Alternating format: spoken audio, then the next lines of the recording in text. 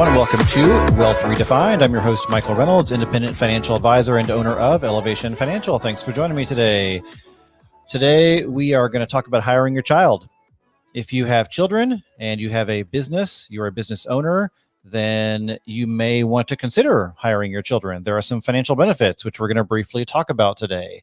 I like bringing up questions that are conversation topics that I have with clients, and it seems like there's something in the air these days. But I think 5 or 6 people in the past month have brought this up. So I think maybe there's like a video going around, or there's some information going around about hiring your children, and so a lot of people have been asking about it. And so I wanted to address this today, just as kind of a brief topic, and talk about what it looks like. So Leslie, glad you're here. Thanks. Leslie's popping in on Facebook Live. So we will talk about that right now. Leslie, you're in luck. So we're going to talk about hiring your child. So let's say you are a business owner and you own a small business, or maybe it's just you, and you're kind of thinking of, how do I lower expenses in my business? Or rather, I'm sorry, I shouldn't say lower my expenses. How do I have an advantage to a tax advantage situation where I can lower my taxable income in a way that's beneficial to me? And also, how do I, set up my child for success and kind of get them on a path of success financially? And how do I keep money in the family? All these things are things that we might consider. There is a way to do that, and that looks like this. It's hiring your child for certain things in your business. So again, people have been asking about this. I'm going to kind of talk a little bit about the concept today. So there are some cool things that can happen when you hire your child in your business. One of those things that can happen is that you can give them earned income. And when your child gets earned income, then they can do some cool things with it. One is they can obviously spend it. They can save it. They can also contribute it to a retirement plan and invest it in something like a Roth IRA, for example. So a Roth IRA is one really great retirement savings vehicle that is great for a lot of people, but especially for younger people, because the earnings grow tax-free. And so when you invest money in your Roth IRA, depending on what's in it, ideally you're going to have growth from that, and all that growth is growing and is able to be withdrawn later tax-free if it meets certain conditions, typically the age requirement, age 59 and a half. And so what that means is your child, obviously being on the younger side, has a long time horizon. That means they are able to have a long period of time for this money to ideally grow if it's invested properly, which means there's a long time ahead of them that they can build up earnings and compound interest, which is extremely valuable, especially in Roth accounts, because of that tax-free growth. So the requirement for contributing to a Roth IRA, again, is earned income. And so by hiring your child, you're giving them earned income. So let's talk a little bit about some of the advantages of hiring your child in your business. First of all, the rules are different from state to state, so be sure you check with your state to kind of understand the rules. But in general, you can hire a child in your business as long as it is a non-agricultural type of business, or mining, or anything dangerous, manufacturing, etc. You can hire a child younger than 16 years of age, and they can work any time of day, any number of hours, not a lot of restrictions. Obviously, you want to be kind and a good employer, but in general, you can hire a child if they're under the legal working age, if they're your child working in your business and it's a non restricted industry. Again, something dangerous like potential agriculture or mining or something like that. So that's kind of the rules behind it. But check with your state to make sure that you're following your state guidelines.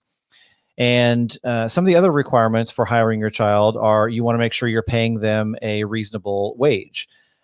So the IRS wants to make sure that you're not hiring a child and paying them $100 an hour for filing paperwork, and it's just a way of kind of getting money in their hands. If you get audited, that's not really going to hold up. You need to pay them a reasonable wage for what you would pay someone else in their position. So keep that in mind. You want to make sure that you're doing it by the book and you're not running afoul of anything that would get you potentially red flags during an audit. So something else that happens when you hire a child is you're keeping money in your family and passing it on to your children. You're also lowering your business taxable income. So that is an expense to your business. So when you're paying out wages or income to your child, that's an expense for your business, which means that you are, again, lowering your taxable income in your business. Your net income is going to be lower because your expenses are going to be higher because you're paying your child. But again, that keeps the money kind of in the family, and you're able to pass that income along to your child in the form of earned income. Now, again, I want to go back to the audit issue and the IRS. You got to do this by the book. I've even heard of cases where, a business owner hired a child, and during an audit, the IRS representative kind of walked through the business and asked other employees, like, "Hey, did this kid really show up, and have they really been doing work, et cetera?" And they really kind of check into it to make sure that it's a legitimate job they're legitimately doing. So you want to make sure that they really are doing the work they're assigned to do, and you treat them like an employee, and that income is earned properly.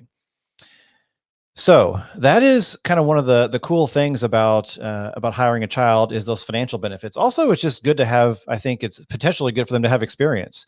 It's great to kind of start people on a path toward learning some skills that might benefit them later. Maybe they're interested in the business you own. Maybe they're interested in doing something similar, and you can give them some experience working in your business as well.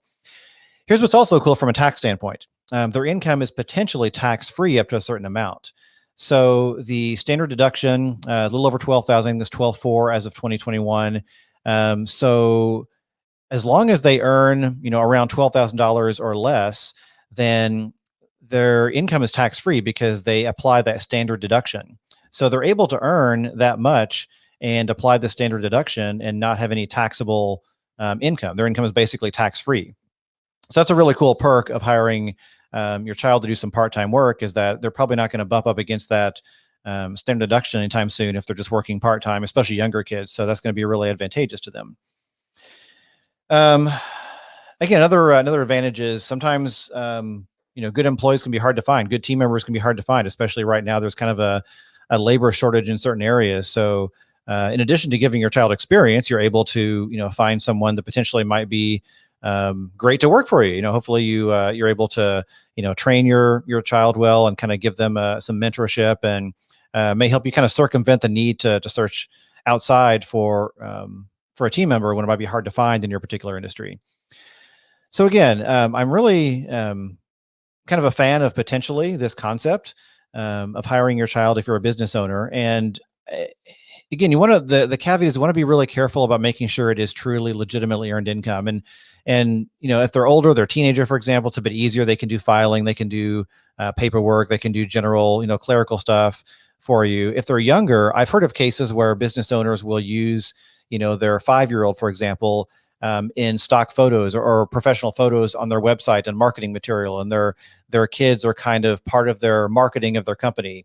And then they turn around and pay their kids sort of a model fee or a sitting fee for the pictures and the photos they're taking. And that can be legitimate. If you're going to pay someone else to be a model for photography for your marketing materials, then in theory that would be equivalent to the same thing you're doing by hiring your children. So that has worked in some cases. That can make sense, as long as, again, it's something that is kind of a proper job or proper hiring you're doing there. So that's kind of the gist of it. There are a lot of kind of tax ins and outs you want to be careful of. Is it W-2 versus 1099? Generally, W-2 is kind of what I lean toward if you're hiring your children, but you could do 1099. That's a little beyond the scope of a short podcast episode, but talk to your tax preparer, your financial advisor, and kind of see which pay method makes sense.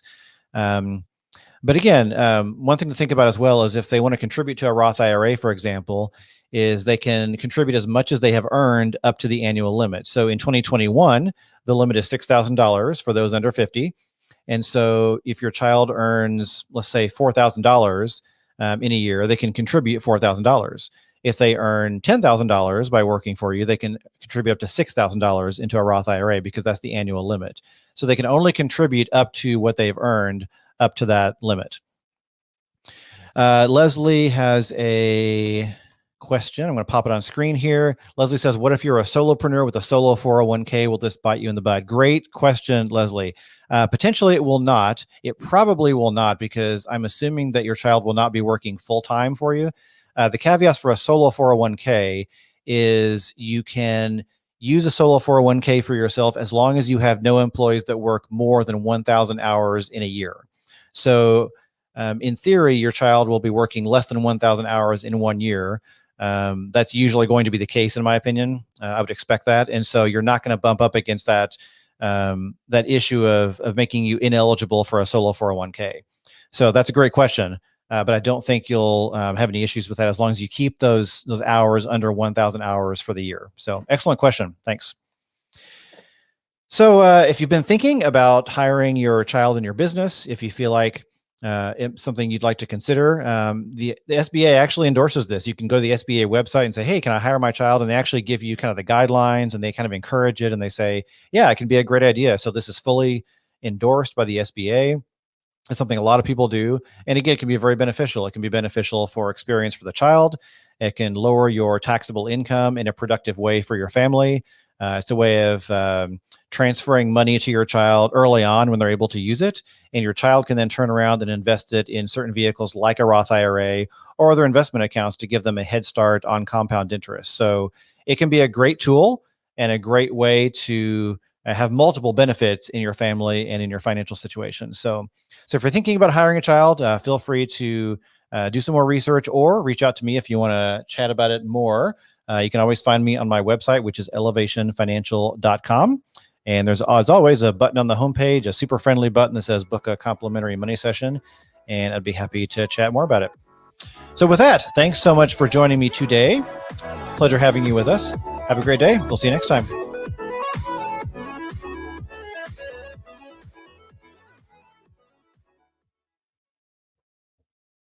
All right, recording is off. Thanks to my Facebook. Wow, a lot of people on Facebook Live today, a lot of viewers. So I really appreciate that. If you have any other questions, like Leslie did, you're welcome to pop those in the comments. I'll wait about 5 or 10 more seconds, as always. So if you want to pop in a question or two, feel free to put it in the comment. But I'd be happy to answer anything else offline as well. If you don't get around to it right now, just email me or go to my website at elevationfinancial.com and contact me there. All right. Thanks, everyone, for being here today. Have a great day. See you next time.